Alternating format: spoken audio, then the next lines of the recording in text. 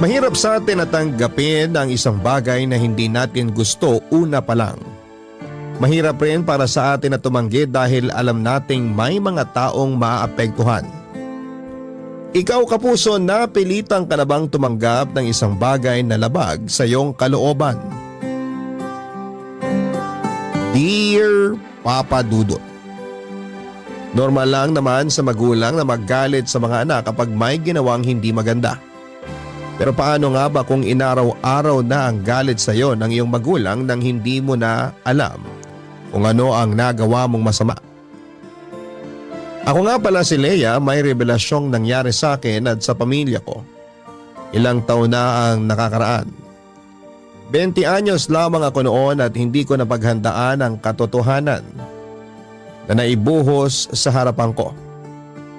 May kinalaman ito sa relasyon ko sa aking nanay na si Tina na noon ay 50 anyos lamang. Nakaedad din ng aking tatay Ferds. Ako lang ang naging anak nilang dalawa, Papa Dudut. Inakala ng mga nakakakilala sa amin na naibibigay sa akin lahat ng kailangan ko dahil nga sa solong anak lamang ako. Pero doon sila nagkamali. Lagi kong nararamdaman noon na may kulang lalo na sa pagtrato sa akin ng nanay ko. Lumaki akong may inggit sa ibang bata dahil nakita ko kung paano sila mahalin at alagaan ng mga nanay nila. Hindi ko kasi yun naranasan sa aking nanay. Kung meron mang pinaramdam sa akin si nanay, yun ay puro galit. Hindi ko maintindihan noon kung bakit mabigat ang dugo niya sa akin. Kung bakit mainit ang dugo niya sa sarili niyang anak. Hindi ako nagtangkang magtanong dahil baka mas lalong lumabo ang relasyon ko sa aking ina. Sa tuwing nakapaligid si nanay sa akin, lagi akong may takot na baka makakita siyang muli ng ikakagalit niya sa akin. Sinubukan ko namang lahat ng paraan para gumaan ang loob niya sa akin, Papa Dudut.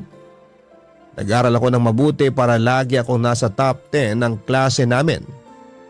Nag-ipon din ako mula sa mga allowance na nakukuha ko sa school bilang student assistant para may pangregalo kay nanay kahit na walang okasyon.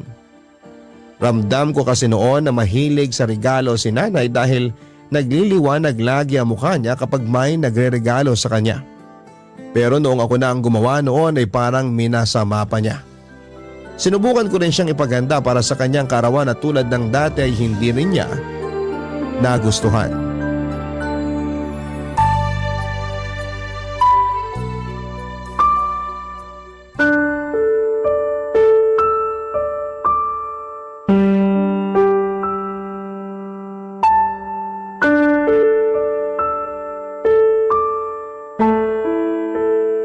Happy birthday, Nay! Ano na naman to? Sorpresa po para sa birthday nyo. Next week pa ang birthday ko. Marunong ka bang tumingin ng kalendaryo? Alam ko pong next week pa. Kaya gusto ko pong i-celebrate ngayon ang birthday nyo para sorpresa talaga.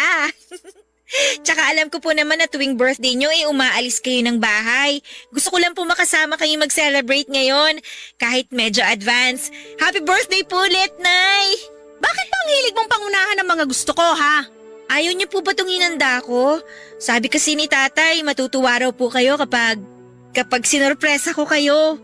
Parehas kayo ng tatay mo. Pala desisyon. Hindi naman po, Nay. Hayaan niyo na nga po, andito na rin naman po eh. Bakit hindi pa natin pagsaluhan yung hinanda, Nay? Nagpakabusog na ako sa labas kanina. Kahit ilang subo lang po, Nay. Sigurado akong magugustuhan niyo. Binili ko po lahat yan. At saan ka naman kumuha ng pera? Nakuha ko na po yung allowance ko galing sa school. Anong allowance yan? Bakit di ko alam yan? Nasabi ko naman po dati na… Wala kang sinasabi! Student assistant po ako sa library ng university namin, Nay. Since first year college pa po. Yun naman pala eh! May nakukuha ka naman palang pera. Eh bakit kailangan mo pang humingi ng baon sa tatay mo? Dagdag pasakit ka pa sa bulsa namin eh!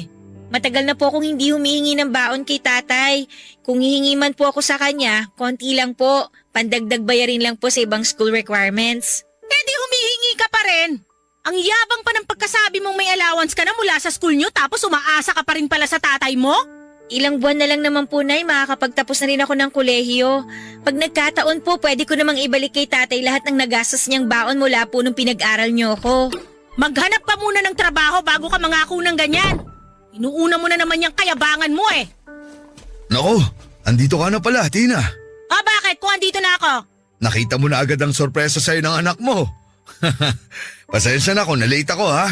Nag-OT kasi ako sa trabaho. Sayang naman yung extra kong kikitain. Tingnan mo na, Leia. Doble kayod ang tatay mo, tapos hihingi ka pa ng pera kahit may allowance ka naman palang natatanggap? Uy, ano ba naman, Tina? Obligasyon kong bigyan ng pera si Leia para sa pag-aaral niya. Anak ko siya. Anak natin. Sige, laban mo pa yung rason mong yan, Ferds. Kaya namimihasa sa kahihingi tong anak mo eh. Hindi naman siya palaging humihingi.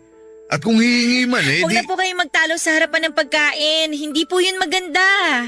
mabuti pa, kumain na lang tayo. Ayokong kumain. Bakit naman? Busog pa raw po si nanay eh. Sinabi ko bang sumagot ka para sa akin? Sorry po. Kahit konti lang. Para naman di masayang tong pinaghirapan ng anak mo. Sana kasi nagtatanong muna. Eh di hindi na surprise yun. Ikaw naman, Tina. Mukha ba akong nakikipagbiruan sa inyong mag-ama? O sige po, Nay. Kung ayaw niyo naman pong kumain, ayos lang po. Pwedeng bukas na lang natin ito pagsaluhan. O kung sakaling magutom naman po kayo mamaya, pwede ko kayong ipag-init. Tawagin niyo lang po ako sa kwarto ko, Nay. Sa wakas! May nasabi ka ring maganda ngayong araw. Magpasalamat ka naman kay Leia. Para saan? Sa effort niya na ipinaganda ka. Magpapasalamat lang ako kapag nagustuhan ko ang effort na gagawin niya para sa akin. Uy, Tina, ano ka ba naman? Huwag mo nga akong pilitin kung ayoko. Huwag na po kayong mag-away dahil lang dito.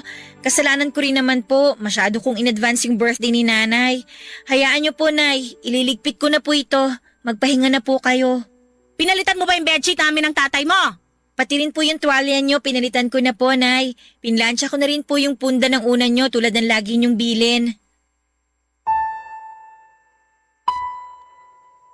Pumasok na sina nanay at tatay sa kwarto nila, Papa Dudut, habang ako naman ay naiwang nagliligpit ng mga hinanda ko.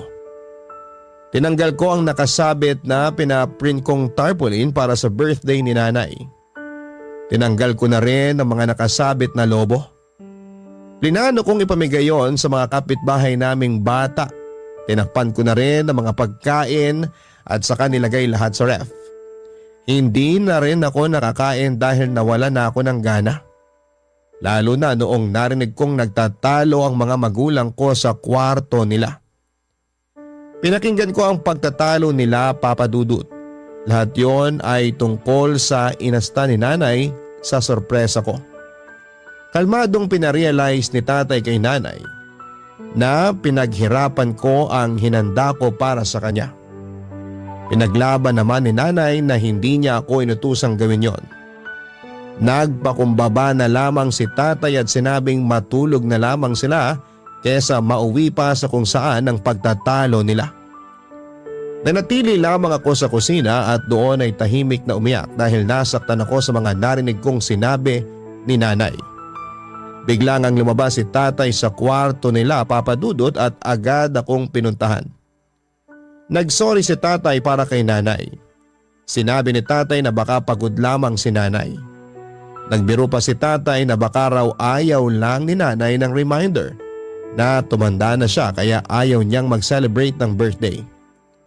Pinalagpas kong muli ang pangyayaring yon, Papa Dudut. Nagsikap ako makatapos ng pag-aaral at hindi na humingi pa kahit piso kay tatay dahil madalas ngang nagpaparinig si nanay tungkol sa pagbibigay ni tatay ng baon sa akin. Umextra din po ako bilang tagalinis ng bahay ng mga kapitbahay namin para lamang pandagdag sa panggastos ko sa thesis ko. Nalagpasan ko naman yon lahat at sa wakas ay nakapagtapos na rin ako. Inasahan ko magiging proud na si nanay sa akin pero hindi pa rin. Hindi nga rin siya umattend ng graduation ko at tanging si tatay lamang ang kasama ko noon. Nakipag-inuman si nanay sa handaan para sa graduation ng anak ng kaibigan niya. Nasaktan ako doon dahil mas inuna niyang makiselebrate sa pagtatapos ng ibang tao kaysa sa akin na anak niya mismo. Kahit ganoon ay hindi pa rin ako napagod na ipagsiksikan ng sarili ko kay nanay. Hinangad ko pa rin na mahalin niya ako. Kaya nagpursige naman akong makahanap kaagad ng trabaho after kong makapagtapos. Tay! Sumahod na po ako! Aba, talagang adulting na ang anak ko ah. O ano bang plano mo dyan sa unang sahod mo? Kayo po ba, Tay? Ano po bang ginawa niyo sa unang sahod niyo? Ano nga bang ginawa ko dun sa unang sahod ko? Binilan ko ng mga sapatos yung mga kapatid ko. Tapos nag-iwan lang ako ng allowance para sa sarili ko. Yung iba binigay ko na sa lola mo para may panggastos siya sa bahay. Bukod po sa allowance niyo, Tay, ano pang iniwan niyo para sa sarili niyo? Wala na eh. Yung allowance lang talaga. Alam mo namang ako lang ang inaasahan dati ng lola mo. Inuna ko sila syempre. Nung nakapagtapos na yung ibang kapatid ko, saka naman ako bumawi sa sarili ko. Ako kaya, wala naman po ako ibang kapatid para pagkagastusan eh. Kung meron ka mang kapatid ngayon, di rin naman kita uobligayang ibigay sa kanila ang sahod mo. Ako ang tatay. Ako ang bubuhay sa kanila. Pero gusto ko pa rin po makatulong sa inyo, Tay. Kaya nga sa unang sahod ko, bala ko sanang ibigay sa inyo ni nanay lahat. Magtitira na lang po ako para sa pamasahe ko at pangkain sa trabaho. Sapat naman ang sahod ko para sa atin ng nanay mo. Mas mabuti pang bumili ka muna nung pangarap mong bilhin nung nag-aaral ka pa lang, nung wala ka pang pera. Yan kasi yung gusto kong gawin nun sa unang sahod ko pero di ko nagawa. Wala naman po kasi ako naiisip na gusto kong bilhin eh. Lahat naman na kailangan ko dati, binigay nyo na. Kaya naisip kong hatiin na lang talaga sa inyo ni nanay itong sahod ko. Ipunin mo na lang. Huwag nyo na akong pigilan, Tay. Ito po yung pangarap ko eh. Yung ako naman po yung makatulong sa inyo. Kayo bang mag-ama nagpapalakasan ng boses? Nagkakwentuhan lang kami dito ni Leia. Pwede naman magkwentuhan ng di malakas sa mga bunganga, di ba? Sorry po, Nay. Sorry. Wala na ako ibang narinig sa'yo kundi sorry. Tina, alam mo bang unang sahod ngayon ng anak mo? Na-withdraw mo na ba lahat ng sahod mo, Leia? Opo. Akin na. Hahatiin ko po muna sana, Nay, para sa inyong dalawa ni Tatay. Gaano ba kalaki ang sahod mo para kailangan pag-isipan pa ang paghahati? Ibabawas ko rin po kasi yung allowance ko. Magkano ba sinahod mo? 7K po. 7K lang? Kala ko naman kung magkano. Pang-15 lang naman yung 7K niya, Tina. Malaki na rin yun. Anong malaki ron? Ang mahal ng bilihin ngayon. Ano pang mapupunta ng 7K na yan? Ibabawas mo pa yung para sa sarili mo, di ano na lang matitira sa amin ng tatay mo. Hindi naman po ako magastos. Kaya na po kahit 1K lang itabi ko para sa sarili ko. Yung matitira po sa inyo na po ni Tatay. Parang tanga tong si Leia. Palibasa unang beses na nakahawak ng sahod kaya di alam kung gaano kaliit ang perang pinagmamalaki mo. Gaano man kaliit o kalaki, ang importante, pinaghirapan sa tamang paraan. Hindi ba, Leia? Totoo naman po yung sinabi ni Nanay. Maliit lang po talaga, Tay. Pero tataasan naman daw po ang sahod ko kapag naka-6 na buwan na po ako. Baka nga bago ka mag-6 na buwan tinanggal ka na sa trabaho mo Di ka naman kagalingan para paabutin ka ng ganyang katagal. Patawa ka talaga. Ano bang hindi siya magtatagal sa trabaho niya? Alam mo bang maraming aplikante dun sa posisyong pinasukan ng anak mo? Siya lang ang natanggap. Ganun kagaling ang anak mo. Mabilib ka naman. Baka naman kasi yung mga kakumpetensya niya sa trabaho wala rin namang binatbat. Kaya wala nang ibang choice yung boss niya kundi piliin niyang anak mo. Grabe ka namang makapang-down, Tina. Parang tama naman po si Nanay, Tay Kasi yung mga aplikanteng nakasabayan ko parang hindi rin talaga magaling kahit konti. O tingnan mo na. Di lumabas din yung totoo. Wala lang ibang choice yung boss kundi piliin ka. Ay, Leia, anak, pwede bang bumili ka na muna ng merienda sa labas? Kahit anong magustuhan mo ron. Babayaran ko na lang mamaya. Sige po, Tay. Labas na po muna ako.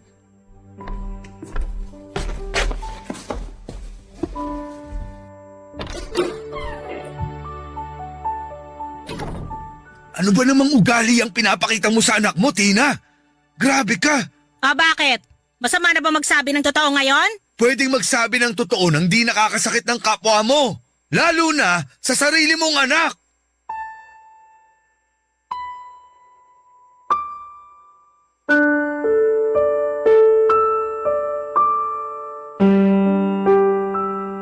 Narinig ko ang pagkatalo ni nanay at tatay mula sa labas ng bahay, Papa Dudut. Hindi ko na pinatapos ang away nila dahil nasaktan na ako sa mga naunang sinabi ni nanay. Kaya nagmadali akong lumayo sa bahay para lamang hindi na sila marinig pa. Binagalang ko ang paglalakad papunta sa tindahan. Ilang tindahang malapit ang nilagpasan ko dahil ayoko munang bumili ng merienda. Alam ko namang pinabili lamang ako ni tatay para lamang makausap niya si nanay tungkol sa akin. Kaya naman hindi ako nagmadali dahil alam kong kailangan nila ng oras para makapag-usap. Sa dulong tindahan na ako nakarating, Papa Dudut. Doon na ako bumili ng merienda pero after noon ay hindi pa rin ako umalis. Nagpaalam muna ako sa tendera kung pwedeng umupo lang doon sa upuang nasa gilid ng tindahan. At pumayag naman. Nang makaupo na ako ay saka ko naramdamang parang gusto kong umiyak, Papa Dudut. Sinubukan ko pang pigilan ang sarili ko pero hindi ko na rin kinaya pa. Mabuti na lamang at walang masyadong nagdaraang tao noon. Kaya nakaiyak ako ng malaya. Hindi ko noon alam kung paano aayusin ang sarili ko pabalik sa bahay dahil tiyak na makakahalata si tatay na umiyak ako. Pinilit kong ihinto ang pag-iyak ko dahil kailangan ko nang makabalik ng bahay dahil tumatawag na sa cellphone ko si tatay. Hindi ko na lamang muna yon sinagot at saka bumili ng isang bote ng mineral water sa may tindahan. Pinanghilamos ko yon para mabawasan ang pamumugto ng mga mata ko. Hinintay kong matuyo ang basa kong mukha saka ako nagpasyang umuwi na. Malakas pa rin ang kabog ng dibdib ko noon dahil baka galit pa rin sa akin si nanay. Umikot pa akong isang beses sa kabilang kanto para lamang mawala yung nararamdaman kong kaba. Noong pakiramdam ko ay ayos na ako ay saka ako umuwi, Papa Dudut. Doon ko nalaman na umalis si nanay, pinagtakpan pa ni tatay si nanay at sinabing may kailangang asikasuhin si nanay sa bahay ng kaibigan niya. Kunwari na lamang ay naniwala na lamang ako sa sinabi ni tatay kahit sa totoo lang ay alam ko naman ang totoong dahilan kung bakit umalis si nanay. Barangay Love Stories. Barangay Love Stories. Bumili din ako noon ng mga gamit sa bahay para maging komportable ang buhay ng mga magulang ko. Una kong binili noon ang washing machine para hindi na mahirapang maglaba si nanay ng mga damit niya. Sinorpresa ko siya noon ng isang semi-automatic na washing machine. Inasahan kong kahit konti ay magiging masaya siya. Yun nga lang ay hindi niya ginamit yon. Ako lang ang gumagamit noon sa bahay para labhan ang mga damit namin ni tatay. Sinubukan kong inganyohin si nanay na gamitin ang washing machine pero nagalit siya sa akin. Sinabi niyang maaksaya sa tubig at kuryente. Sinabi ko na ako naman ang magbabayad ng bills namin. Pero mas lalo siyang nagalit. Para raw pinamukha ko sa kanya ang kayabangan ko porket may trabaho na ako. Hindi na ako nakipagtalo pa dahil alam kong mas lalo lamang siyang magagalit sa akin. Kinagabihan ay may pumuntang kaibigan niya sa bahay para kunin ang washing machine na binili ko.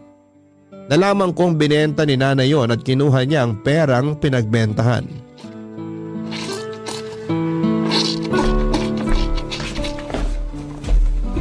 Oh, bakit nag-handwash ka ng damit dyan?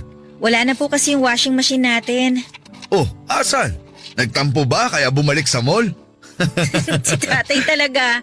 Binenta po ni nanay. Oh, bakit binenta? Ang laking tulong nun para makapaglaban ng mga bedsheet at kurtina. Baksaya daw po kasi sa tubig tsaka sa kuryente. Kaya nga nagtatrabaho para maging komportable ang buhay natin eh. Kesa naman yung nag-handwash ka ng damit mo dyan. Pagod ka na nga sa trabaho, mapapagod ka pang maglaba. Hindi ko naman po to damit, tay. Oh, kanino yan? Wala naman ako mga labahin.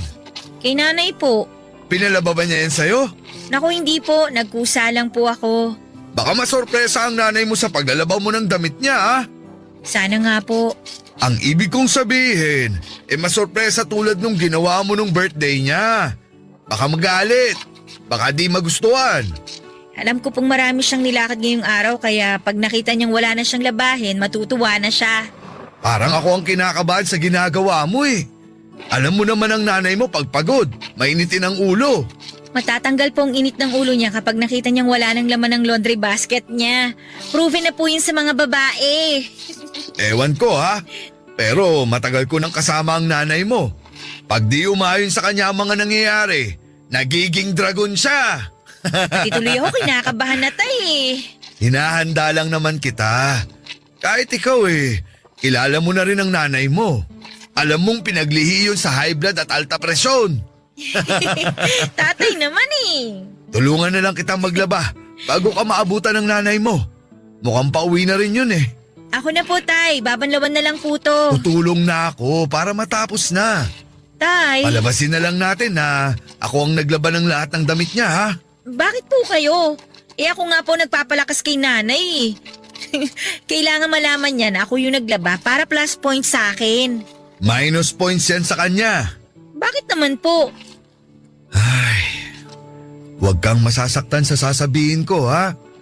Alam mo namang minsan mainit ang dugo sa'yo ng nanay mo. Kaya kapag nalaman niyang may ginawa ka para sa kanya, kahit maganda pa yan, di niya tatanggapin. Hahanapan niya ng butas para mabigyan ng rason yung galit niya sa'yo.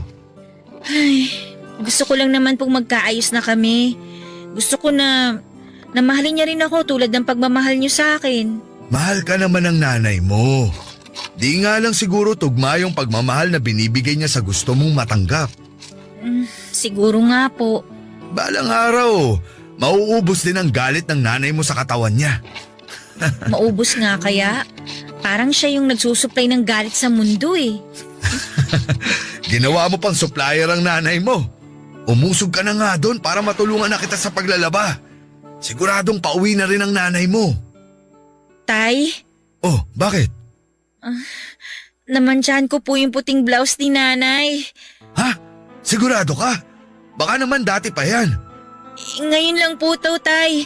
Naihalo ko po yung isang puting blouse niya rito sa mga dikolor. Mareremedyohan natin yan. Huwag kang mag-alala.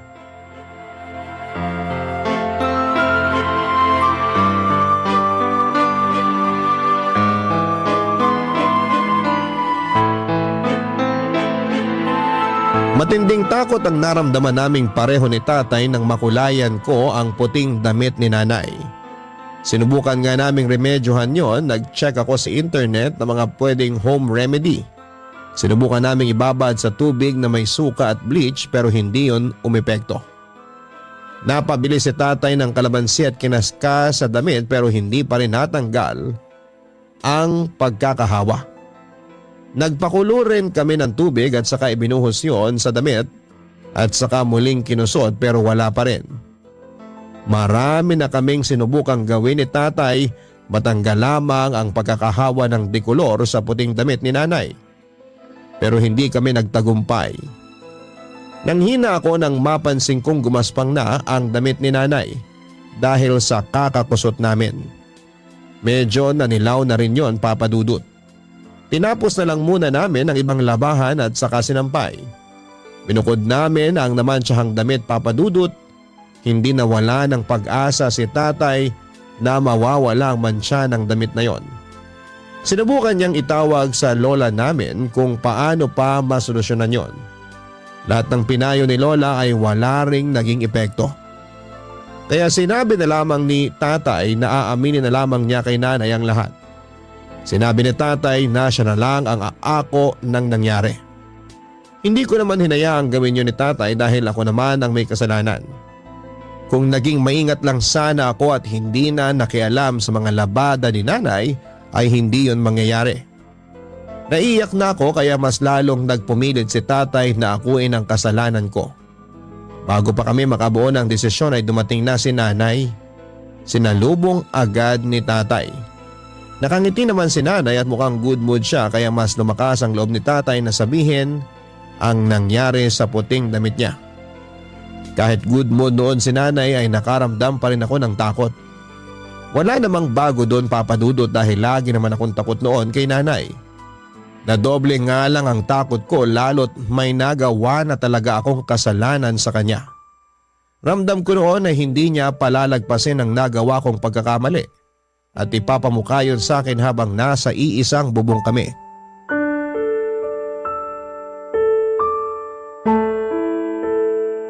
Kala ko di ka pa uuwi. Bakit? Ayaw mo ba ako umuwi? Hindi naman. Alam mo namang lagi lang talaga kitang hinahanap pag wala ka. Anong nakain mo? Bakit parang nagpapalakas ka sa akin? O baka naman may kailangan ka? Ako may kailangan. Ikaw lang sapat na. Baka naman may nagawa kang kasalanan sa akin? Parang ganun. Sabihin mo na habang masaya pa ako. Huwag mo nang patagalin at alam mo naman ang mood ko. Mabilis lang magbago. Mabuti na lang at sinabi mo yan. Anong nangyari? Hindi naman masyadong malaki yung kasalanan ko. Anong nangyari? Sinubukan ko kasing laban yung mga damit mo para di ka na maglaba pag uwi mo. Talaga? Ngayon mo lang ako pinaglaba ah? Kaya lang, may isang puting damit na naihalo sa mga dekolor kaya… Nay, ako po yung nakahalo ng puting damit niyo sa dekolor. Ako po yung naglaba, hindi po si tatay. Sorry po. Bakit mo pinakailaman ang mga damit ko? Masyado kang pabida eh! Wala rin naman po kasi akong ibang ginagawa kaya nilaban ko na yung mga damit ninyo. Gumawa lang naman ng maganda si Leia, Tina. Huwag niyo akong pagtulungan mag-ama ha? Hindi naman sa ganun. Aling damit ang naman tiyan? Yung puting… Puting blouse na may borda ng krus sa gilid? Yun nga po. Tina, tama na yan! Bakit niyo po ako sinampal? Bakit? At bakit hindi? Para lang sa damit, mananakit ka na. Alam mo ba kung gaano kahalaga sa akin yung damit na yon? Bibili na lang ng bago. Di mo naman kailangang saktan ng anak mo. Sorry po, Nay. Papalitan ko na lang po sa sahod ko. Saan po ba nabibili yon para makakuha po ako kaagad? Magagalit ba ako na ganito kung madali lang makakuha ng kapalit doon? Sorry po. Bigayo ng kapatid kong namatay! Siya ang nagburda ng krus doon! Sa tingin nyo, kaya niyong ibalik ang buhay ng kapatid ko para pagburdahin uli? Sige nga! Hindi ko po alam na galing yun sa kapatid niyo, Nay. Sorry po. Alam ko po… Kung hindi ko kasi nakialam, walang masisira! Parang awa mo na. Tumigil ka! Hindi ka talaga madadala hanggat hindi ka nakakatikim sa akin eh! Wala nang magagawa ang sorry mo! Hoy, Tina! Nay, tama na po! Tama na sabi! Tina, ano ba? Kahit mamatay ka pa, hindi mo mababayaran ang nasira mo! Sabing tumigil ka na!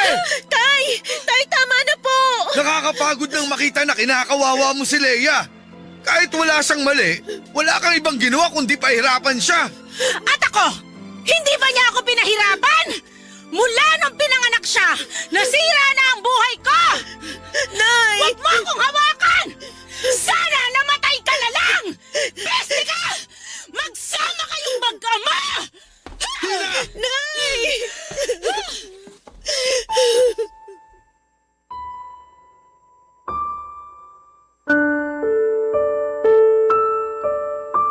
Umalis si nanay at hindi nagpapigil sa amin, Papa Dudut. Sinubukan namin siyang sundan pero mas lalo siyang nagalit at kahit si tatay ay muntik na rin niyang masaktan.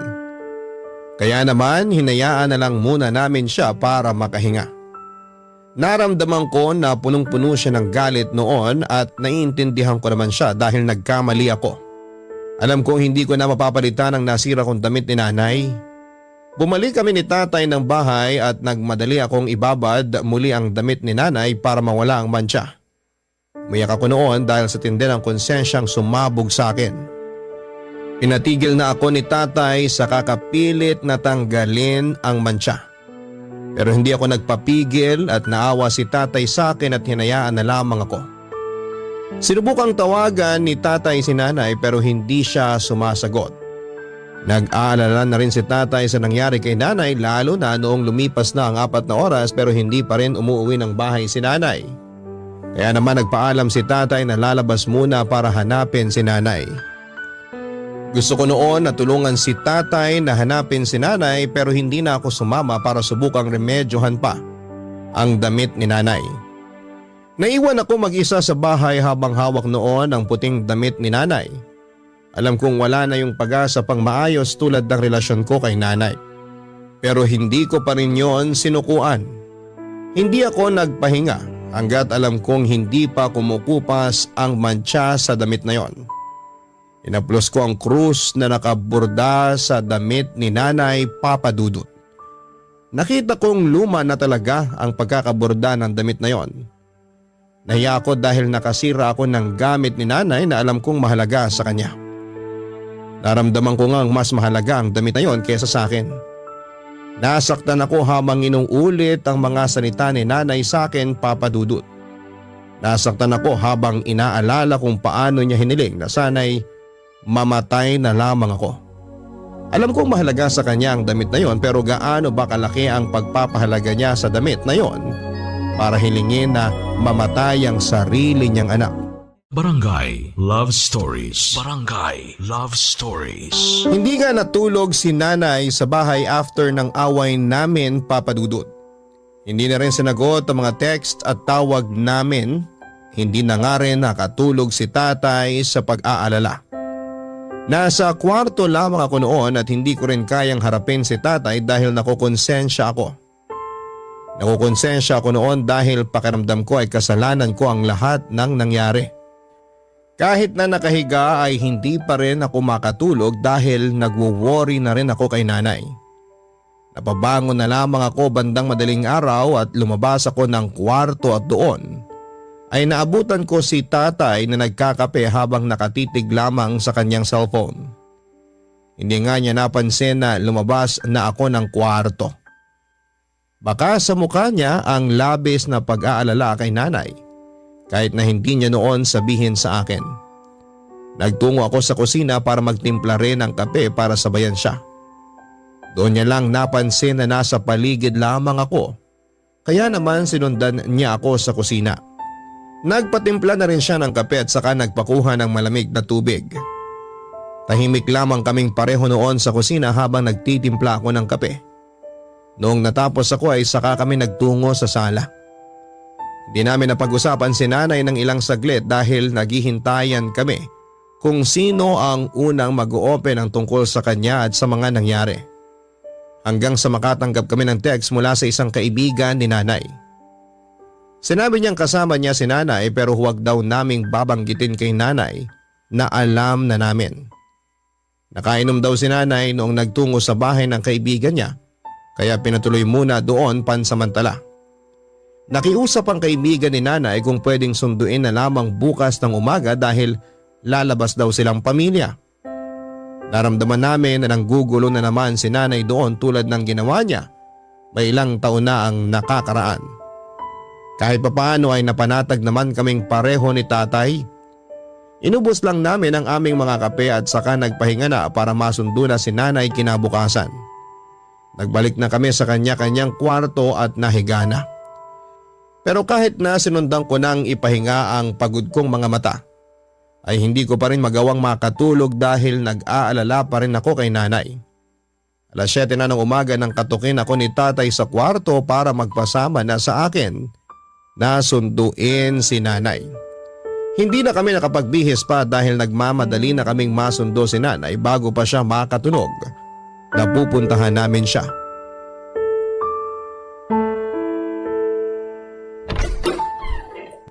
Anong ginagawa niyo rito? Paano niyo nalamang nandito ako? Umuwi na tayo, Tina. Huwag mo akong utusan. Nay, umuwi na po tayo. Nakakahiya na po dito sa kaibigan niyo. Kayong mahiya. Kayong sumugod dito tapos… Pinasundo ka sa amin ng kaibigan mo. Talagang di niyo ako bibigyan ng peace of mind, no? Nay, Isa ka pa! Kailangan talaga nandito ka rin? nag-aalala lang naman po ako sa inyo, Nay. Di ko kailangan ng pag-aalala nyo! Kailangan ko lang makalayo sa inyo! Ayos lang naman sana kung magsasabi ka kung saan ka pupunta. Di ka naman namin pipigilan kung gusto mo mapag-isa eh. Huwag naman sana yung di ka man lang mag-update. Siyempre nag-aalala rin kami sa'yo. Ayoko nga kayong kausapin eh! Ano bang mahirap intindihin doon? Please naman, Tina. Huwag ka na mag-eskandalo rito. Nakakahiya. Dapat naisip nyo yan bago kayo sumugod dito! Sa bahay na lang tayo mag-usap. Dito lang ako! Nakiusap po yung kaibigan niyo na kung pwede sunduin ka na po namin kasi… Huwag mo akong kausapin! Demonyo ka! Kala mo ayos na tayo? Uwi na po tayo, Nay. Sa bahay na po natin ayusin lahat. Baka marinig pa tayo ng mga kaibigan nyo. Wala nang maaayos pa, Leia! Sirang-sira na lahat mula nung dumating ka sa buhay ko! Tina, parang awa mo na. Tama na. Ano po bang nagawa ko sa inyo, Nay? Bakit pang tindi ng galit nyo sa akin? Ginawa ko naman po lahat Lagi kong inuunang nararamdaman ninyo, ang pangangailangan ninyo. Wala ko ibang ginawa kundi humanap ng paraan para mahalin nyo ko. Bakit po, Nay? Bakit po? Bakit ganyan kayo sa akin? Gusto mong malaman ang totoo? Tina, wag dito. Ano ka ba naman? Hindi! Dito na lang natin gawin! Naghahanap ng sagot yung anak mo eh! Tina! Ano po ba yung totoo, Nay? Una sa lahat, huwag mo akong tawaging nanay dahil hindi naman kita anak! Tina, ano ba? Ha? Hindi ko po kayo maintindihan. Anak ka ng tatay mo sa ibang babae! Tay! Leia, anak. Kailangan talaga humingi ka ng eksplanasyon sa tatay mo? Ayaw mo akong paniwalaan? Ha! Hindi kita anak! Bakit sa tingin mo ang bigat ng dugo ko sa'yo? Ano yon? Trip ko lang? Leia, anak. Mahal ka namin at Namin? Ikaw lang ang nagmahal dyan kay Leia! Huwag mo ako idamay! please naman, Tina. Wag mo nang pabigatin ang sitwasyon. Ako ba nagpapabigat ngayon ng sitwasyon? Ako ba nagloko? Ako ba nakabuntis ng ibang babae? Ako ba nag-uwi ng anak sa ibang tao? Di ba ikaw lahat ang gumawa nun? Paano ako ang nagpapabigat ng sitwasyon, Haffords? Bakit ako? Nay! Pingi ka ba? Kakasabi ko lang sa'yo na di ako ang nanay mo, di ba? Yung nanay mong haliparot, iniwan ka sa tatay mo dahil ayaw sa'yo. Ako ba kaya? Hindi ka ba talaga titigil, Tina? Kayo ang tumigil sa pagbibigay ng stress sa akin! Alis na kayo!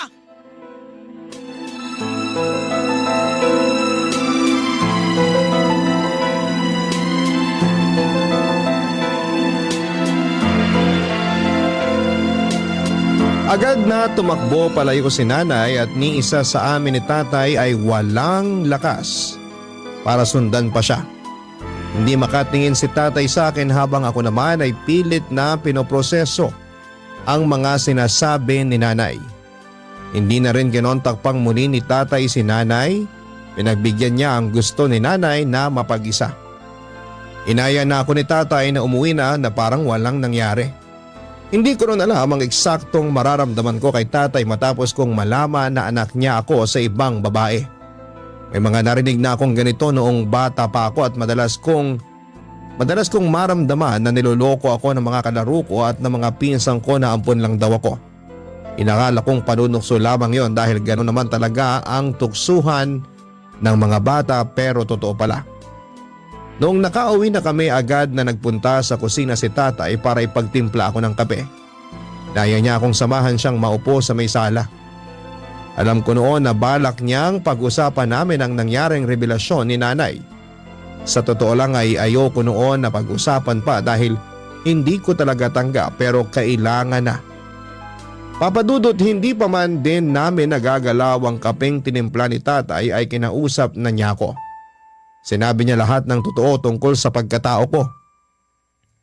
Hindi pinalad si nanay at tatay na magkaroon ng anak dahil may problema sa matres si nanay.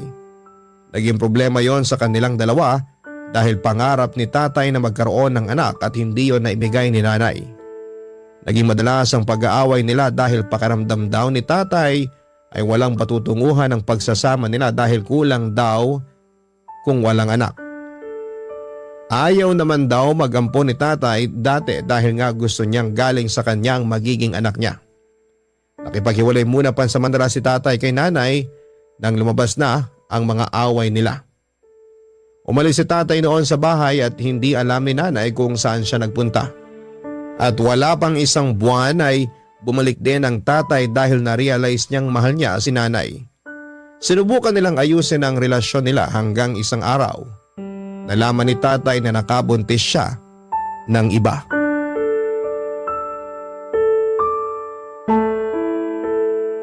Marisol ang pangalan ng totoo mong nanay. Kumakanta siya sa bar nung nakilala ko siya. Aminado ako na nagandaan ako sa kanya na hinaluan pa ng matinding kalungkutan dahil nga nagkahiwalay kami ng nanay mo. Kaya po kayo pumatol sa kanya? Siya yung unang lumapit eh. May tinanong lang nung una hanggang sa napatawa ko na lang siya. Pagkatapos nun, bawat pahinga niya sa set niya, lagi siyang umuupo sa tabi ko. Nagkaroon ako ng interes. Nung gabing yon, may nangyari sa amin at sa mga sumunod pa. Tumira ako sa apartment niya pansamantala. Masaya naman nung una. Akala ko di na ako babalik pa sa nanay mo. Pero isang gabi, sabi ko sa sarili ko noon, iba pa rin ang nanay mo. Kaya iniwan ko si Marisol. Hindi niya po ba kayo hinabol? Hindi naman. Doon ko lang din nalaman na may boyfriend siya sa ibang bansa kaya di rin kami pwede. Maayos naman kaming nagkahiwalay. Akala ko yun na ang huling pagkikita namin. Hanggang sa tinawagan niya ako para ipaalam na nabuntis ko siya. Paano po kayo nakasigurong kayo ang ama ko at hindi ibang lalaki? Napatanong din ako noon, Leia. Pero sakto sa bilang nung kaming dalawa lang ang magkasama noon sa apartment niya.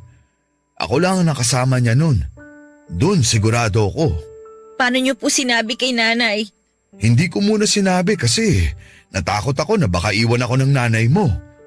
Palihim ako nagsustento kay Marisol. Tapos nung nakapanganak na siya, pinuntahan ko. Bigla kanyang binigay sa akin. Nagmakaawa siya na kunin kita kasi di pwedeng malaman ng boyfriend niya na nabuntis siya. Maliit pa lang ang tiyan ni Marisol nung nagpakalayo-layo sa kanila para maitago ang pagbubuntis niya. Kaya medyo may kalakihan ang sinustento ko kasi wala siyang ibang naging trabaho habang nagbubuntis siya. Pagkatapos niyang manganak, bumalik ulit siya sa pagkanta. Tapos inuwi niyo na ako? Oo, wala naman akong ibang alam na pagdadalhan sa'yo nun at gusto ko ring iuwi ka. Hindi ko lang nga alam kung paano yung tatanggapin ng nanay mo. Ano pong reaksyon ni nanay nung inuwi niyo ako? Nabigla, natulala. Sinabi ko sa kanya na handa akong tanggapin ang parusa niya o kung anuman. Basta wag ka lang niyang ilayo sa akin. At umaasa ako na sana tanggapin ka niya bilang sarili niyang anak. Tinanggap ka naman niya, Leia. Pero hindi niya ako minahal. Iyon ang isang bagay na di niya na ipangakong gagawin matapos kanyang tanggapin sa buhay namin. Kaya pala. Nay? Umuwi lang ako para kumuha ng damit. Alis din ako agad. Tina, pwede bang mag-usap muna tayo? Para saan pa? Tay, pwede bang kami muna ni nanay ang mag-usap? Ayos lang po ba? Ay, sige. Iiwan ko muna kayong dalawa.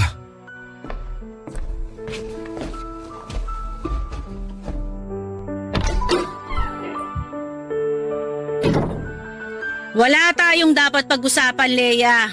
Nalaman mo na naman ang lahat. Huwag ka nang magtanong dahil wala akong balak sumagot. Wala na po ako ibang gustong itanong kundi kumusta po kayo dati, Nay? Nung tinanggap ninyo ko. Ano bang tanong yan? Alam ko po na hindi kayo nakumusta ni tatay sa nararamdaman ninyo nung inuwi niya ako dito. Alam ko masakit yun para sa inyo. Kaya tatanungin ko po ulit kayo, Nay. Kumusta po kayo nun? Sana hindi pa po huli yung pagtatanong ko. Hindi ako okay at hindi ako naging okay. Ayos na ba? Nasagot ko na? Bakit niyo po ako tinanggap? Para di mawala uli ang tatay mo. At naisip ko, makakatulong ka para matabunan yung pagkukulang ko sa kanya bilang asawa dahil hindi ko siya mabigyan ng anak na tulad ng pangarap niya. Karapatan niyong humindi kung alam niyong hindi kayo okay sa nangyayari. Sa tingin mo ba di ko naisip gawin yan? Sa tingin mo di ako nagsisi na tinanggap kita rito? Hindi madali na lagi kitang nakikita. Ikaw ang paalala kung anong kulang sa akin. Kaya ako mabigat ang dugo ko sa'yo dahil yun sa pagkakaipit ko sa sitwasyon na ginawa ng tatay mo. Nanay mo ang sumira ng buhay ko. Habang buhay kong dadalin yon. At habang buhay kong ipapaalala sa'yo ang galit ko. Kung dyan po kayo makakakuha ng paraan para gumaan ang nararamdaman ninyo, sige lang po. Sasaluhin ko po lahat kasi pasasalamat ko na lang po sa inyo yon. Kasi kinupkup niyo po ako. Binigyan niyo ako ng matitirahan. Dinamitan ninyo ako. Inalagaan niyo ako nung bata ako kahit na ayaw niyo. Salamat po, Nay. Kasi kahit mahirap para sa inyo natanggapin ako, ginawa niyo. Andito pa rin ako dahil minsan tinanggap ninyo ako.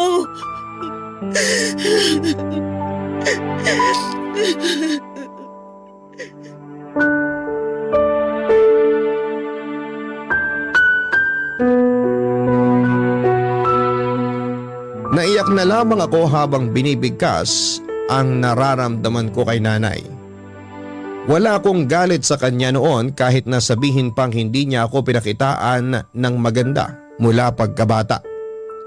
Mula noong malaman ko ang totoo, lumaki ang simpatya ko sa kanya dahil hindi biro ang ginawa niyang pagtanggap sa akin. Kaya wala akong karapatan para magtanim ng galit sa kanya dahil tao lamang siya. Tao lamang siya na minsan ay pinagtaksilan dahil sa kakulangan. At ayoko noon na iparamdam ulit yon sa kanya at nagpasalamat ako ng paulit-ulit dahil yun lang ang nakita kong paraan para maiparamdam sa kanya na malaking bagay ang ginawa niyang pagtanggap sa akin. Inasahan kong magagalit siya, magwawala o di naman kaya ay muli akong sasaktan. Pero nagulat na lamang ako na bigla niya akong niyakap at umiyak. Humingi siya ng tawad sa mga pagpapahirap niya sa akin.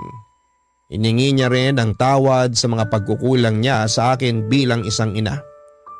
Sa unang pagkakataon, papadudot ay pinaramdam niya sa akin na siya ang nanay ko. Hindi man ako nanggaling sa kanya pero sinabi niyang anak pa rin niya ako. Hindi man daw niya na ipakita ng tama pero mahal daw niya ako. Naunahan lamang daw siya ng galit at hindi niya nabitawan agad ang puot. Sa ngayon ay sinusubukan pa rin naming ayusin ang relasyon naming mag-ina. Nakatulong din ang paglapit muli ni tatay para pag-usapan nila mag-asawa ang sinubukan nilang talikuran noon. Nagkaroon ng closure si nanay mula sa sakit na dinala ni tatay sa kanya. Yun lang naman ang kailangan ni nanay. Yung malaman ni tatay na nasaktan siya at minsan hindi siya naging okay sa mga nangyari. At mula noon ay mas lalo pang naging matibay ang relasyon nila dahil napag-usapan nila kung anuman yung mga bagay na nakasira sa kanila noon. Hindi sila natakot na harapin ang nakaraan nila dahil alam nilang kaya na nilang isara yon nang hindi nangihinayang sa mga tanong na hindi nasasagot papadudot. Wala na rin akong balak pang alamin kung nasaan man ang tunay kong nanay. Malaki pa rin naman ang pasasalamat ko sa kanya kung nasaan man siya, pero para sa akin ang nakagisnang kong nanay ko na lamang ang mahalaga ngayon.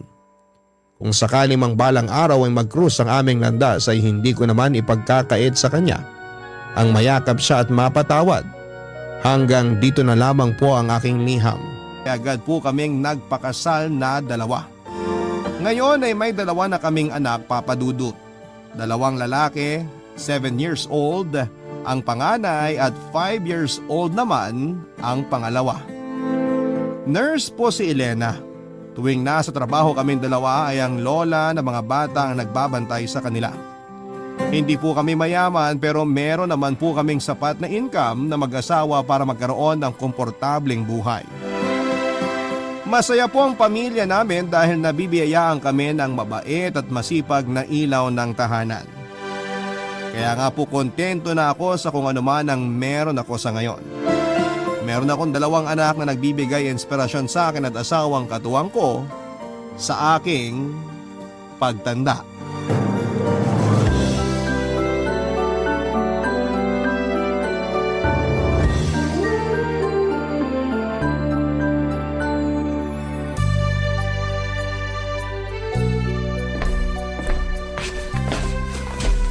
Oh, ba't gising pa ang asawa ko? Nagpapaantok lang. Katatapos ko lang plansyahin yung uniform ng mga bata eh. Ang sipag talaga ng napangasawa ko. Wala na talaga akong mahihiling pa. Nasa iyo na ang lahat. Ikaw, ba't ka pa bumangon? Nawawa ko tapos napansin ko na wala ka pa sa tabi ko. Kaya hinahanap kita. Matutulog na rin ako. Tatapusin ko lang tong pinapanood kong K-drama. Ano bang meron dyan at gabi-gabi mong pinagpupuyatan yan? Nakakakilig kasi. Family drama siya tungkol sa mag-asawa. Ang cute-cute nga nung anak nila eh. Sa tingin mo, Kakayanin pa ba natin kapag umisa pa tayo? Pangatlong anak? Gusto mo ba? Gusto ko rin ng anak na babae sana. Ang dami nyo ng lalaki dito wala akong kasamang babae. Ready naman ako sa isa pa kung sakali. Ang tanong, kaya mo ba? Kakayanin ko naman sigurong mag-alaga ng 3 bata. Gusto mo, subukan na natin ngayon? Nagmamadali? Sure ka muna dyan. Maaga pa pasok natin bukas. Ay, speaking of pasok, sa ospital pala kahapon, alam mo bang may nag-iskandalo dun? Talaga? Ano nangyari? Yung kasamahan ko kasing nurse, plano na pala niya makipaghiwalay sa asawa niya. Biglang bumisita yung asawa sa ospital para humingi ng sorry. Ito namang kasama ko, napuno na lang din siguro nung makita niyang pagmumukha ng asawa niya, kaya ayun, nagwala sa harap ng mga pasyente. Ano ba kasing ginawa ng asawa niya? Ano pa nga ba, di ng babae? Mga lalaki talaga, hindi na nakontento sa asawa nila. Sinabi mo pa. Kaya ikaw ayus-ayusin mo mga desisyon mo sa buhay. Kapag ikaw niloko mo ko, hindi ako mag-iiskandalo. Buburahin agad kita sa buhay ko. Hindi ko magagawa yun. Alam mo naman kung gaano ko kaloyal sa'yo eh. Dapat lang. Pero grabe ka naman sa buburahin. Burado agad. Hindi ba pwedeng bigyan ng second chance? Anong second chance? Bakit may bala ka bang lokohin ako? Siyempre wala. Hindi ko magagawa yun sa'yo. Naisip ko lang yung mag-asawa na nakwento mo. Ayaw na ba talaga ng babae? Ayaw niya nang bigyan ng second chance yung asawa niya? Tama lang yung ginawa ng kasama ko. Hindi na dapat binibigyan ng second chance sa mga cheater. Kasi kapag ginawa mo yun, para mo na rin tinanggap yung ginawa niya. Kahit mag-ayos na lang sila para sa mga anak nila. Yan! Ganyan kayo! Ginawa niyo pang panangga yung mga bata, di sana! Naisip niyo yan bago kayo gumawa ng kasalanan! Tsaka nyo na lang kasi naaalala na may anak pala kayo pagkatapos nyong makaraos. Oh, bakit galit na galit? Uy, hindi ako yun ng babae. Kasi naman, ang kakapal talaga ng mukha ng mga cheater. Yung iba nga nagagawa pa nilang ipasa sa asawa nila yung sisi. Minsan, kaya nagiging abusado ang mga cheater na yan dahil sa mga chance na ibinibigay ng mga taong marurupok eh. Kapag gumawa ng kasalanan ng isang tao, by choice yun. So, dapat ibigay sa kanila yung deserve nilang punishment. Kaya para sa akin, hindi talaga uubra ang second chance. Ginusto mo yan? So, kailangang harapin mo ngayon ang consequences. Oh, tama na yan. High blood ka masyado eh. Mas lalong hindi ka makakatulog yan. Nakakagigil kasi. Oo na. Tara na, matulog na lang tayo. Mauna ka na, tatapusin ko lang to. 10 minutes na lang. Okay, sige. Antayin kita sa kama para sabay na tayo matulog. Papadudod sa isang insurance company po ako nagtatrabaho. Ilang taon na rin po ako sa kumpanyang ito at maganda ang mga benepisyong natatanggap ko sa kanila kaya nagtagal ako sa kanila. Marami na akong katrabaho at naging kaibigan na nakilala pero karamihan sa kanila ay lagi akong iniiwanan para maghanap ng mas magandang opportunity. Sa trabahong ito ko na po nakilala ang bagong empleyado na si Christine. Tahimik lamang si Christine sa unang linggo niya sa opisina. Pero pagtagal na mga buwan matapos siyang makapag-adjust sa bago niyang workplace ay biglang lumabas ang totoo nitong personality. Kalog siya, papadudot, maingay, sobrang ingay at palakaibigan siyang tao at karaniwan siya ang bumubuhay sa dating boring naming opisina. Kung sa classroom ay may tinatawag na class clown, sa amin ay merong office clown at si Christine po yun. Paminsan-minsan, ang ginagamit nitong paraan para magpatawa ay ang makipag-flirt sa mga office mate niyang lalaki at hindi ako nakaligtas doon, papadudot.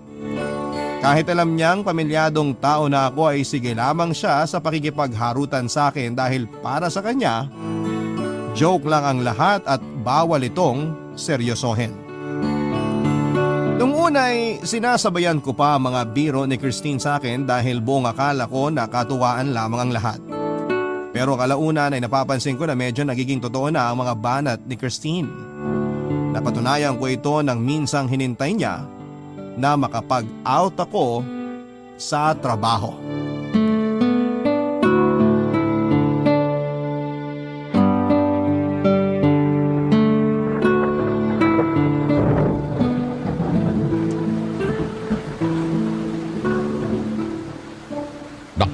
lakas pala ng ulan.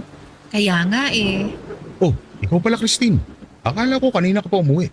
Wala yung sundo ko eh. Nasa ibang planeta ata. So, hindi ka susunduin ng asawa mo ngayon?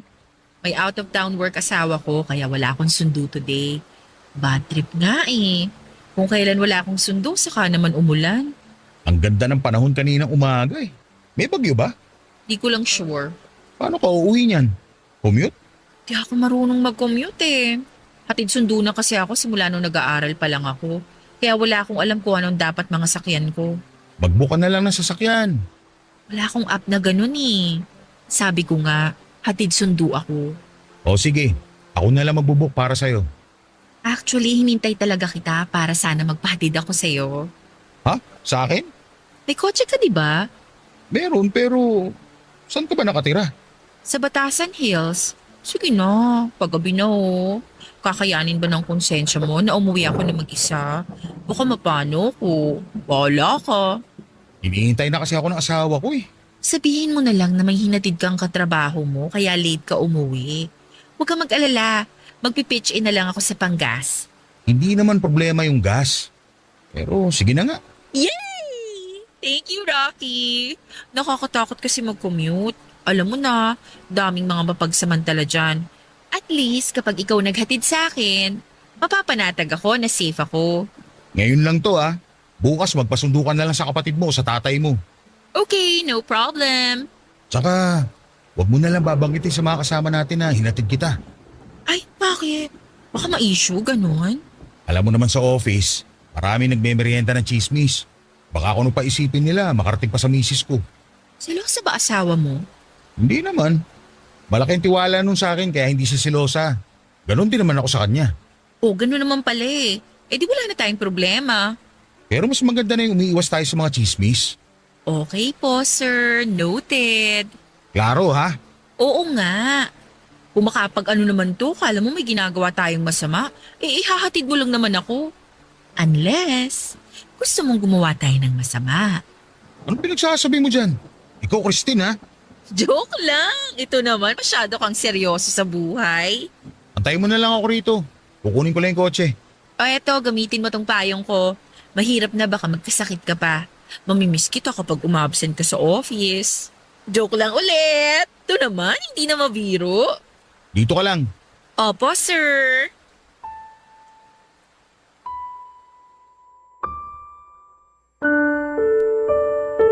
Papadudot pagkahatid ko kay Christine sa bahay nila ay pinilit niya akong pumasok muna pansamantala sa bahay nila. Sobrang lakas na kasi ng ulan noon na halos mag-zero visibility na kaya nahirapan po akong mag-drive. Pumayag po ko sa anyaya niya at may kalakihan ng bahay nila Christine, Papadudot. Malaki raw kasi ang sinasahod ng asawa niya kaya afford nila ang ganong klase ng tirahan. Nang mga oras na yon ay nasa nanay naman niya ang mga anak nila kaya walang katao-tao sa bahay. Habang nagpapatila ng ulan ay ipinag-bake ako ni Christine ng oatmeal cookies na matagal na niyang ipinagyayabang sa office. Kape habang nagkwekwentuhan sa sarili naming buhay. Doon ko nalaman Papadudot na matagal na palang hindi maganda ang relasyon nila Christine at ng asawa niyang si Joseph. Nagsasama na lamang daw sila para sa mga anak nila at alam ni Christine na may ibang babae ang asawa niya. Tuwing nagpapaalam ito na mag-out of town siya para sa trabaho ay alam niyang hindi trabaho yon, kundi binibisita lamang niya ang babae niya. Tumagal din ng ilang oras ang kwentuhan naming dalawa Papadudot hanggang sa medyo nag-init ang paligid. Nagsimula kasing maging touchy si Christine sa akin habang nakasuot ng maikling shorts at sleeveless na pangitaas. Papadudot, nang gabing yon ay isang kasalanan po ang nagawa ko sa asawa ko. Nagpatalo po ako sa temptasyon at pumatol ako sa isang babaeng may asawa na. Isang kasalanan ang nagawa ko Papadudot. Barangay Love Stories. Barangay Love Stories. Sobrang guilt ang naramdaman ko Papadudot nang ma-realize ko kung ano ang ginawa ko. Nagtaksil ako sa asawa ko at isang malaking kasalanan po yun. Pagka-uwi ko noon sa bahay ay hindi ako makatingin sa mata ng asawa ko dahil sa hiya, Papa Dudut. Nagawa kong pagtaksila ng isang babaeng walang ibang ginawa kundi ang mahalin lamang ako at alagaan ang pamilya namin. Kinabukasan ay agad kong kinausap si Christine at sinabing kalimutan na ang nangyari. Natakot kasi ako na baka malaman ni Elena ang mga nagawa namin. Pero tinawanan lamang ako ni Christine, Papa Dudut, at hindi raw big deal para sa kanyang mga nangyari. Para sa kanya ay laro lamang yon.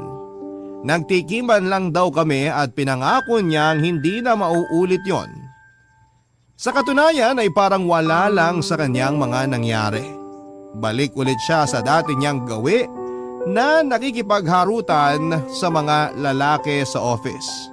Dahil sa mga nangyari, iniwasan ko na po si Christine, Papa Dudut, at kung maaari ayoko siyang lumalapit sa akin. Hindi na ako sumasabay sa mga biro niya. Gusto kong iparamdam sa kanya na pinagsisisihan ko ang mga nangyari. Nangako naman sa akin si Christine na tikom ang bibig niya sa mga nangyari. Hindi raw siya kiss and tell na tao at nakahinga ako doon, Papa Dudut. Ayoko rin naman pong husgahan ang buong pagkatao ni Christine dahil lamang sa mga nangyari. Hindi ko alam kung ano ang pinagdadaanan niya dahil alam kong lahat ng tao ay may kanya-kanyang problema sa buhay. Ang problemang yon ay nalaman ko noong may mapansin ako kay Christine isang beses, Papa Dudut.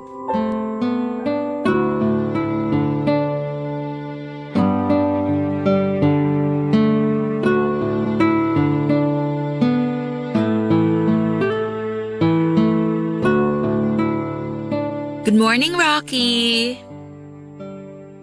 Ay, suplado. Walang sagot. Oh, good morning. Okay, makikiraan lang po. Sandali lang, Christine. Yes, bakit po? May dumi ka yata sa mukha. Ah, ito ba? Hindi to dumi. Eh ano yan? Pasa? Aalis na ako. Marami pa akong trabaho. Pasa ba yan? Sinasaktan ka ba ng asawa mo? Hindi to pasa, makeup to. Contour. Contour lang to. Hindi mo magigets kasi lalaki ka. Pasa yan eh. Hindi nga, kulit. Sige nga, pisilin mo nga. Kung hindi masakit, maniniwala akong makeup yan. Bakit ba interesado kang malaman? Ano ngayon kung pasa to? Concern lang ako kung sinasaktan ka ba ng asawa mo. Anong gagawin mo kung oo? Ipaglalaban mo ba ako? So sinasaktan ka nga. Hindi. Pero nag-away kami kagabi. Napagbuhatan niya ako ng kamay. Kailangan mo yung report. Violence against women yan.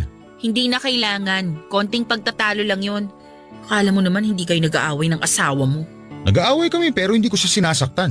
Eh di sana all hindi sinasaktan. Ano ba pinagawayan niyo? May kinalaman ba ako dyan? Di ba nakwento ko na sa'yo na matagal nang patay ang relasyon namin ni Joseph? Nagsimula siyang mambabae hanggang sa nasanay na lang ako. Minsan nagsiselos pa rin ako kasi mahal ko yung tao. Pero ano pa nga bang magagawa ko? Hindi niya na ako mahal eh. Hindi mo sinagot yung tanong ko. Nag-away ba kayo dahil sa nangyari sa atin? Gusto mong malaman ng totoo? Oo. Ikaw ang dahilan kung bakit kami nag-away. Walang yan naman, Christine. Bakit mo sinabi sa kanya? Hindi ko sinabi, nalaman niya. Paano? Nakita niya sa CCTV. Christine naman. Bakit hindi mo sinabi may CCTV pala sa bahay niyo? Sinasadya mo ba to para masira kami ng asawa ko? Hindi ko rin alam. Hindi ko alam na nagkabit pala siya ng CCTV sa bahay. Paano ngayon kung malaman ni Elena yung nangyari? Wala na tayong magagawa ron. Kapag nasira ang pamilya ko, kasalanan mo to. Bakit ako lang? Ako lang bang mag-isang gumawa nun? Hindi ba na-enjoy mo rin? Ginusto mo rin yung nangyari, Rocky. Hindi ko ginusto yung nangyari. Pinagsisisihan ko nga yun eh. Wala nang magbabago kahit magsisihan pa tayong dalawa. Nangyari na ang nangyari. Pero babalaan kita, Rocky ha. Mapaghiganti ang asawa ko. Ihanda mong sarili mo. Para saan? Aalis na ako. Marami pa akong kailangang tapusin. Teka! Christine, sadali lang! Bigla akong binalot ng takot sa mga nalaman ko, Papa Dudut. Hindi ako takot sa maaaring gawin ni Joseph, ang kinakatakot ko ay kapag nalaman ni Elena ang katotohanan. Hindi ko kayang makitang nasasaktan ang asawa ko, Papa Dudut. Sobra-sobra talaga ang pagsisisi na ginawa ko ang bagay na yon, pero wala na akong magagawa kundi ang harapin ang bunga ng pagtataksil ko. Tuwing nasa bahay ako ay pinapakiramdaman ko ang bawat galaw ng asawa ko, Papa Dudut.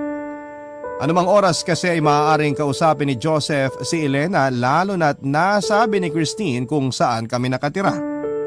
Ito ang dahilan kung bakit siya binugbog ng asawa niya para malaman kung saan kami nanunuluyan. Sobrang guilty na mga galawan ko noon, Papa Dudut. Naging masipag ako sa bahay, inaako ko na noon ang mga karaniwang trabaho ng misis ko tulad ng paghuhugas ng pinggan at pagpaplansya ng mga damit ng bata. Naging extra sweet din ako sa kanya, Papa Dudut. Araw-araw ay para ako naglalakad sa gilid ng bangin na anumang oras ay maaari akong mahulog. Alam ko na may paparating na problema.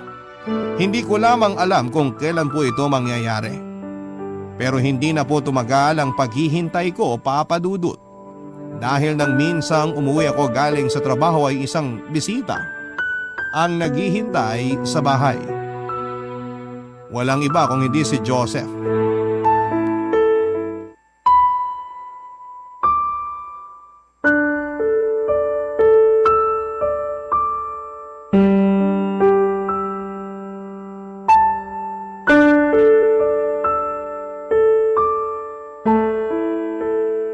Pauwi na siguro yun. Darating na yun maya-maya lang. Wag lang traffic. Okay lang. Hindi naman ako nagmamadali. Alam mo, hindi talaga kita maalala. Paano mo naging kaibigan si Rocky? Schoolmates ba kayo? Kasi kilala ko yung mga kaibigan niya eh. Nakilala ko siya dahil sa asawa ko. Magkatrabaho sila. Ganun ba? May kaibigan pala yun sa office nila. Palagi kasi niya nakukwento sa akin na hindi siya masyadong close sa mga office mates niya eh. Huwag ka masyado nagpapaniwala sa asawa mo. May ka-close yun sa office nila. Super close. Kung alam mo lang. Talaga ba? Alam ba niya na darating ka ngayon? Hindi eh. Gusto ko siyang sorpresahin. Di bale, tinext ko na siya na may nag-aantay sa kanyang kaibigan. Hindi ko sinabi na ikaw. Hintayin ko na lang siya. Sigurado magugulat yon kapag nakita niya ako. O siya, diyan ka lang. Ipagtitimpla lang kita ng maiinom. Kahit wag na. Oh, speaking of the devil, nandyan na pala siya. Mahal, nandito na ako. Sino yung sinasabi mong bisita? Ito, si Joseph. Kanina ka pa niya hinihintay. Ikaw ba si Rocky? Ako nga. Sino ka? Akala ko ba magkaibigan kayo? Hindi ko siya kilala. Hayaan mo magpakilala ako sa'yo. Ako si Joseph. Ako yung asawa ng kinalantari mo. Kapal ng mukha mong hayop ka. Rocky! Hoy! Anong ginawa mo sa asawa ko? Hindi pa ba niya nasabi sa'yo kung ano yung pinag-aagawa niya sa opisina nila? Anong ginagawa? Hindi kita maintindihan. May nangyari sa kanila ng asawa ko. Sa loob mismo ng pamamahay ko. Hindi totoo yan. Gusto mo ng prueba? Gusto mo i-post ko online yung kalaswang ginawa nyo para sumikat kayo? Ha? Sa bahay ko pa talaga nyo ginawa yung kababuyan nyo? Kung nagmotel na lang sana kayo, wala sana ako ngayon dito. Lumayas ka sa pamamahay ko! Ano sabi mo? Ang sabi ko, lumayas ka sa pamamahay ko! Hindi ako nagpapapasok ng barumbadong tao rito! Layas! Kakampihan mo tong asawa mo?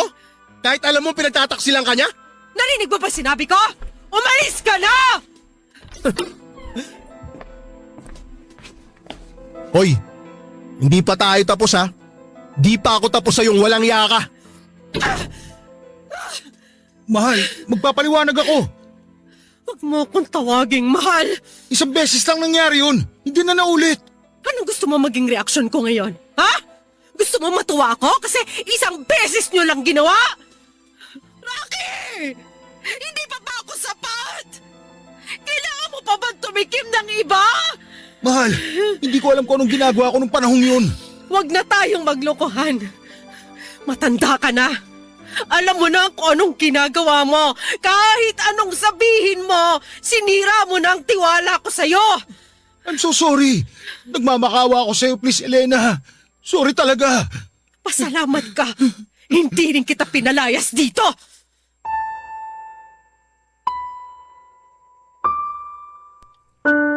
Papadudot ng gabing yon ay pilit akong iniwasan ni Elena. Hindi niya ako kinikibo at kahit na anong paliwanag ang sabihin ko ay sarado na ang tenga nito. Sapat na raw ang nalaman niya at hindi na raw magbabago ang katotohanang nakipagtalik ako sa ibang babae.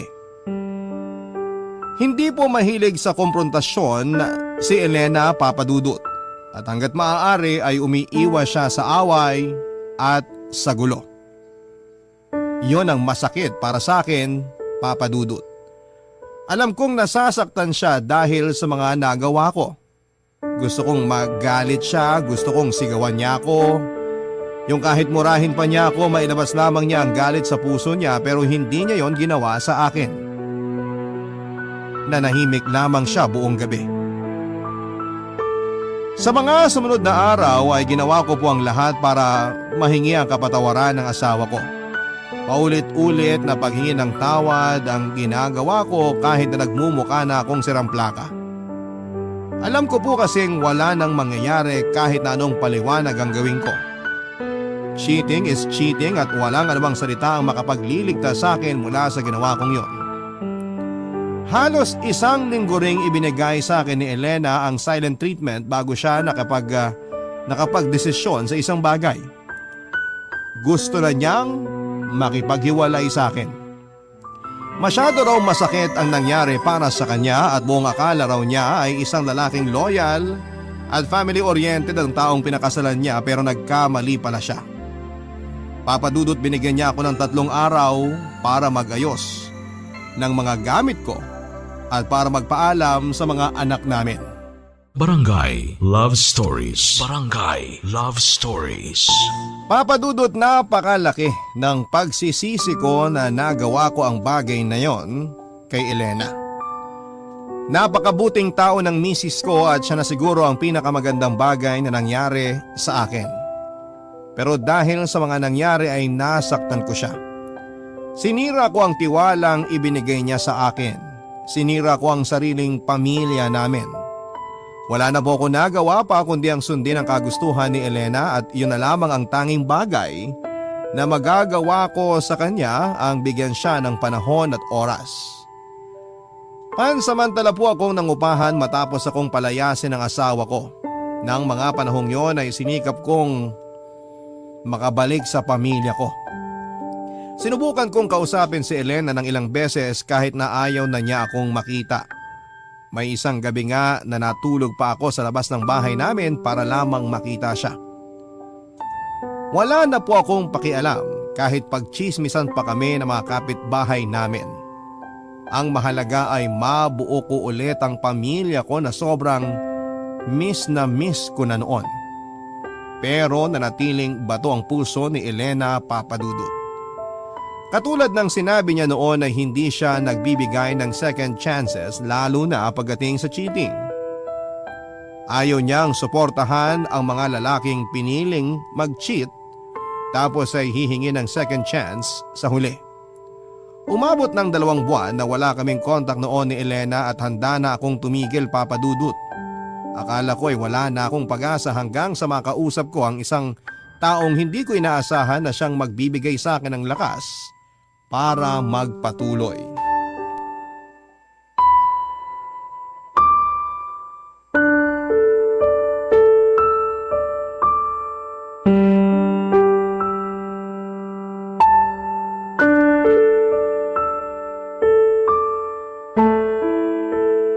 Rocky, Oh, ikaw pala, Christine.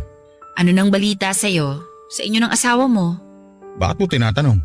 Concerned lang naman ako sa'yo. Ang laki na ng pinagbago mo eh.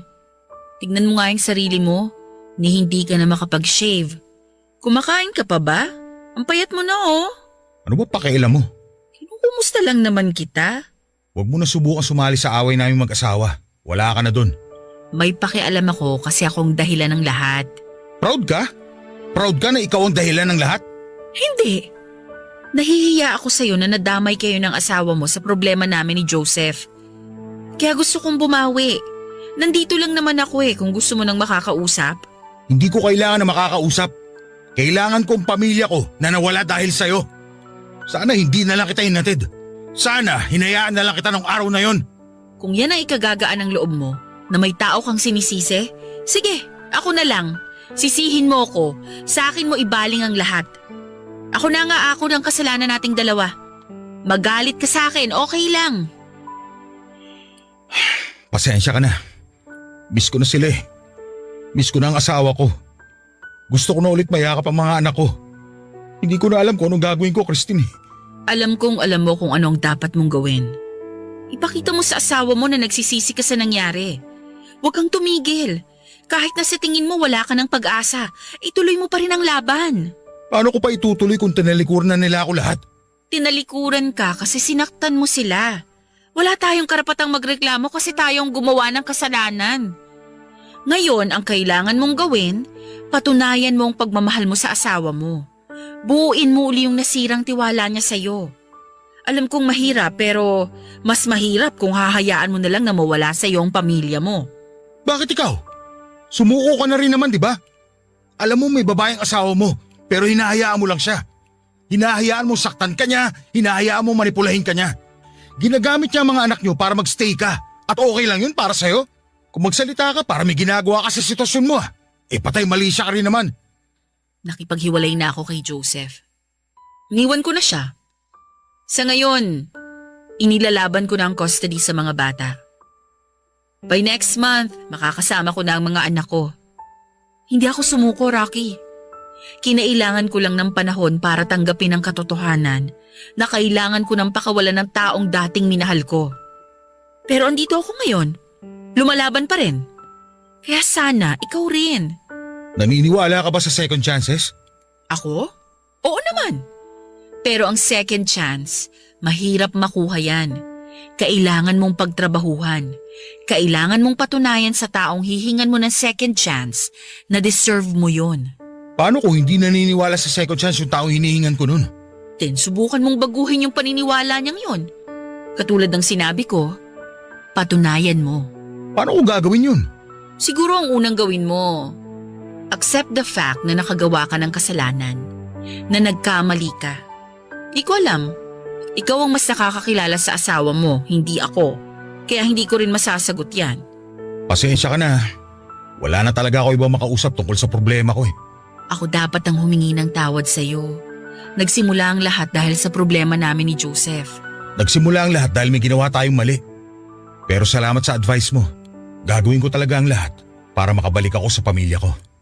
Kaya mo yan, Rocky.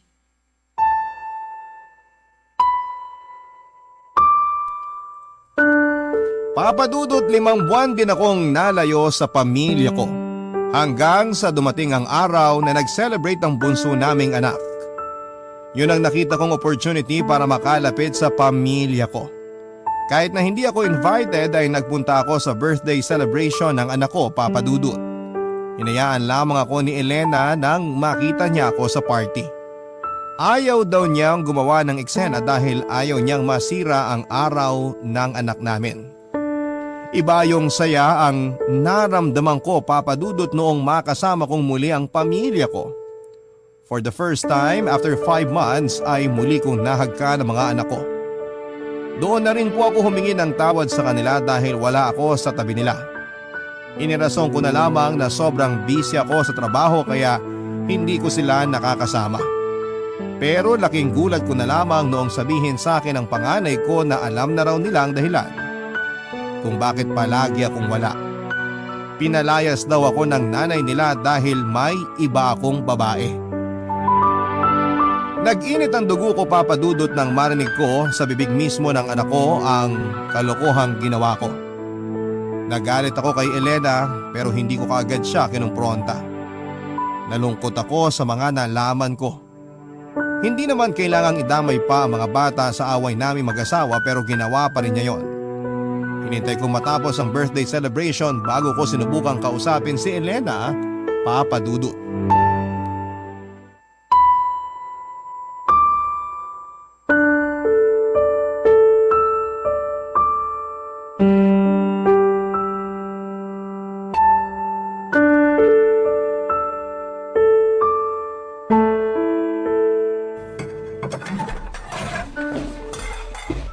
Elena, mag-usap tayo.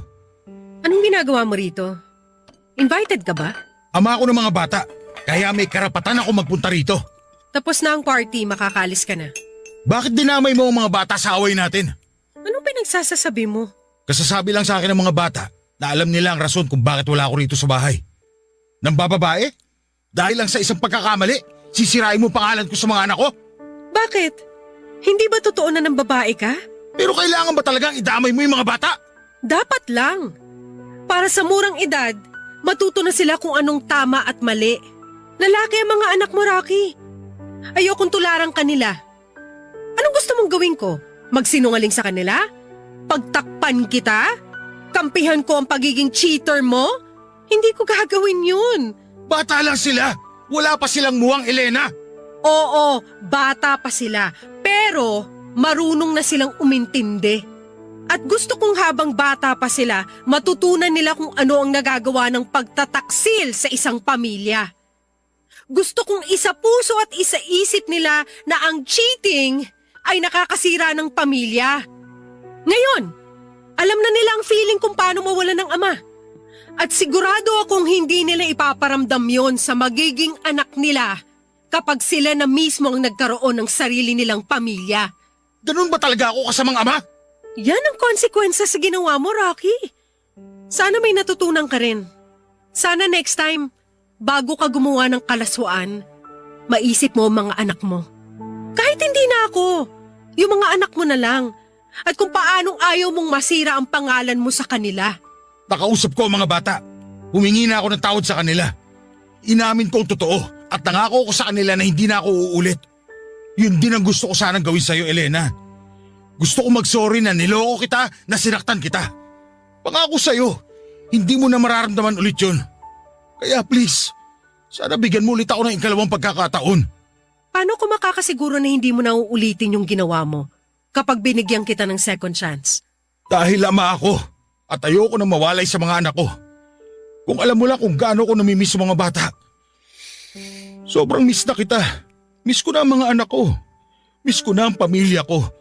Sana maniwala ka sa akin na pinagsisisihan ko na ang ginawa ko. Alam mo naman na hindi ako marunong magbigay ng second chance, di ba? Kahit ngayon lang. Hindi ko sasayangin ang pagkakataon na ibibigay mo sa akin. Alam mo ba kung gaano ako nasaktan sa ginawa mo? Sobrang sakit, Rocky. Hanggang ngayon, nasasaktan pa rin ako. Alam mo kung bakit? Kasi never kong inakala na magagawa mo sa akin to. Nangako tayo sa isa't isa, pero sinira mo yung pangakong yun. Paano ba tayo makakabalik sa dati kung bawat tingin ko sa'yo, naaalala ko ang ginawa mo? Bigyan mo ako ng chance na magsisi, na bumawi. Gusto kong ibalik natin ang lahat sa dati. Please, Elena, kalimutan na natin yung nangyari. Magsimula tayo ulit. Mahal kita at ayoko mawala ka sa buhay ko. Mahal din kita kaya ko ginagawa to. Pero hindi ganun kadali ang magpatawad eh. Alam ko na mapagpatawad ang Diyos, pero hindi ako Diyos, Rocky. Tao lang ako. Nasasaktan, nagtatanim ng sama ng loob, nagagalit. Please, Elena. Luluhod ako ngayon sa harapan mo. Huwag kang lumuhod. Baka makita tayo ng mga anak mo, huwag mo nang ipahiya pa ang sarili mo. Wala akong pakialam kahit mapahiya ako. Ang gusto ko lang mangyari ngayon ay mapatawad mo ko. Gusto mong bumawi? Gusto mong bumalik? Sige, pagbibigyan kita sa isang kondisyon. Anong kondisyon mo? Gagawin ko ang lahat. Makakabalik ka lang sa pamilyang to kapag naibalik mo na sa akin yung nawawalang tiwala ko sa'yo. Maraming salamat, Elena. Makakaasa kang gagawin ko ang lahat. Hindi ko kayo bibitawan. Gagawin ko talaga ang lahat para sa'yo at sa mga anak natin. Papadudod parang nareset ang relasyon namin ni Elena. Para akong namatay sa isang online game at bumalik muli sa simula. Ginawa ko ang lahat na makakaya ko para lamang maibalik lahat ng tiwala ni Elena sa akin. Niligawan ko ulit siya at ipinakita ko sa kanya at sa mga anak ko na deserving ako sa second chance nila. Ang unang ginawa ko, Papa Dudut, ay nag-resign ako sa dati kong trabaho at lumipat sa ibang kumpanya para mapanatag ang loob ni Elena na hindi na kami nagkikita ni Christine. Halos 3 buwan ko ring binuo ang nasira naming pamilya. Hanggang sa nagbunga naman po ang lahat ng ginawa ko. Sa huli ay napatawa din ako ng asawa ko at binigyan niya ako ng second chance. At muli niya akong tinanggap bilang asawa at ama ng mga anak namin. Simula noon, Papa Dudut, ay pinangako ko na sa sarili ko na hindi ko na gagawin muli ang pagkakasalang nangyari. Hindi ko na sasayangin ang pagkakataong ibinigay sa akin ng misis ko. Sa ngayon po, Papa Dudut, ay unti-unti na naming naibabalik sa dati ang masaya naming pamilya. Pilit na rin po naming kinakalimutan ang parte ng buhay naming yon. Ibinaon na lang namin sa nakaraan ang mga nangyari. Ang masaya po na balita ay buntis na po si Elena sa pangatlo naming anak. At isa po itong baby girl katulad ng kanyang hiling. Masaya ako, Papa Dudut, dahil sa kabila ng mga nangyari ay nagkaroon ng happy ending ang kwento ko. Ang panalangin ko na lamang po ay magtuloy-tuloy ang saya na meron kami sa kasalukuyan. Hanggang dito na lamang po, and thank you, Papa Dudut, sa oras and chance na ibinahagi mo ang kwento ko sa bawat Pilipino at umaasa akong marami kayong natutunan sa mga naging pagkakamali ko.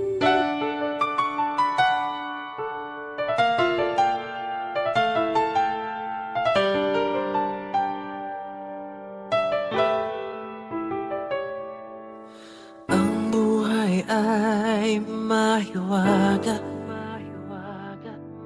laging may lungkot at saya. Sa Papa Dudut Stories, laging may karamay ka.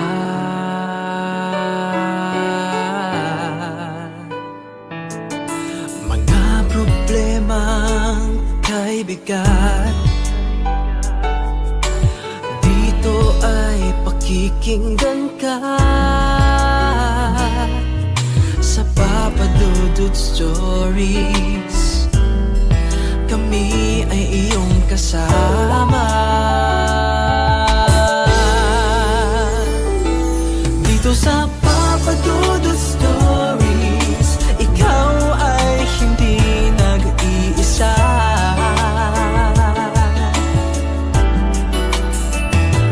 Dito sa Papa Dudut Stories, may nagmamahal sa'yo. Papa Dudut Stories, Papa Dudut Stories, Papa Dudut Stories.